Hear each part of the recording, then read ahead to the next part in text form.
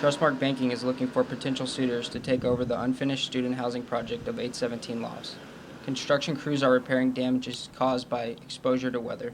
What the hope is right now is we actually, we're doing what we call as remediation work. We're remediating because it was open to the elements, so we're remediating any of the mold damage or anything that would have been done to the project. Long says at least one potential buyer has shown interest. From what they've stated, their hope is that they want to try to have it completed within the first quarter of next year.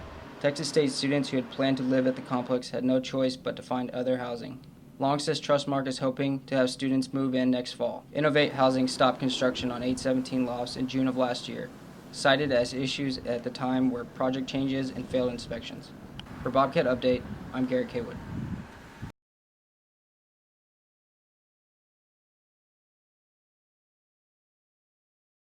When the Bobcats play against the Raging Cajuns of Lafayette this weekend, they'll be directed by a new defensive coach. Brad Francione has taken over as interim defensive coach, and if that name sounds familiar, it's because he is the son of head coach Dennis Francione. If he doesn't do what I want done, I'll take him out of the will. So, Brad Francione will try to turn around a defense that has allowed almost 200 points in the first 4 games. Because I believe that everybody in our program is looked at it with the right mentality, and change is something we know we have to make. The Louisiana-Lafayette game will be the first conference game of the season for the Bobcats. Yeah, we expect a lot more than we put out. We work too hard to be getting the results that we're getting, turning the ball over, missing so many tackles. It's just a lot of things that we know we should be doing better at, and we need to get it corrected. After Saturday's game in Lafayette, the Bobcats will have an open week, which should give the team a chance to recover from scenes like this. For Bobcat Update, I'm Dean Garcia.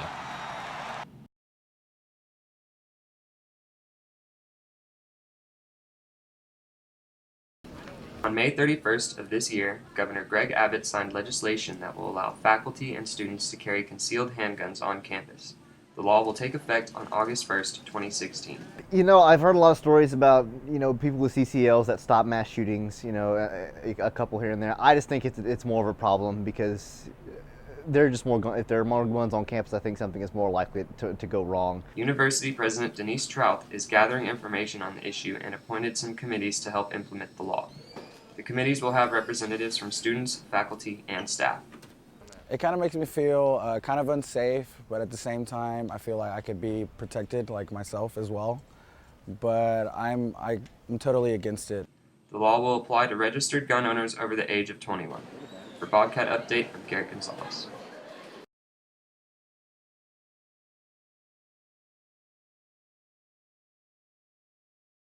Several student organizations are combining their efforts to sign a petition regarding demonstrations on campus. The petition is aimed at limiting the use of barricades in the free speech zone in the Quad. Student organizations like Social Alternative and Feminists United are leading the effort to collect the signatures.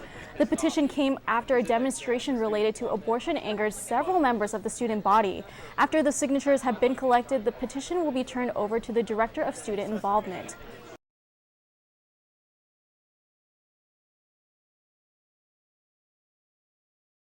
The Bobcats will host their last home game of the year tomorrow as they take on the Louisiana Monroe Warhawks. The season has not gone the way most people had expected. Most had hoped the Bobcats would make their first bowl game this year. But after the loss last Saturday to Georgia State, the Bobcats are officially eliminated from bowl eligibility. Senior Day will be celebrated tomorrow, so the seniors look to light the star on Jackson Hall one more time.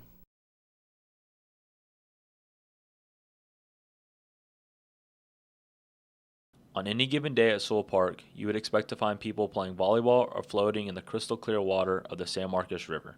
However, after this past weekend's flooding, it may be a while for that to happen again. The rushing water stripped away all the sand and about a foot of dirt from the volleyball courts. The water was so powerful that it snapped off the railings that line one of the bridges. The river is still murky and a debris line can be seen in trees along the river and on top of the bridges. More rain is expected later this week. The Regional Animal Shelter in San Marcos is inviting everyone to participate in an effort to help dogs this month. The idea is to make it easier to find homes for the dogs. The adoption fee this month is $20, and it will cover sterilization, rabies vaccination, deworming, and a microchipping. The shelter is also offering adoption rates at half price for other animals through January 2nd. The same deals will apply to cats next month. The shelter is located at 750 River Road in San Marcos.